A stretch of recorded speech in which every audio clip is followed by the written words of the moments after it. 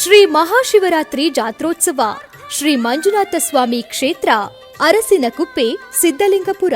ಗಂಗಾಧರ ಗೌರೀವರ ಶ್ರೀ ಮಂಜುನಾಥ ನಮೋ. February 26ರ ಬುಧವಾರ ಬೆಳಗ್ಗೆ 5 ಗಂಟೆಗೆ ಗಣಪತಿ ಹೋಮದೊಂದಿಗೆ ಅಷ್ಟಯಾಮ ಪೂಜೆಗಳು ನಡೆಯಲಿವೆ. ಹರ ಪರ ಆಲಿಸೋ ಸದಾ ಶಿವ ಪ್ರೀತಿಸೋ.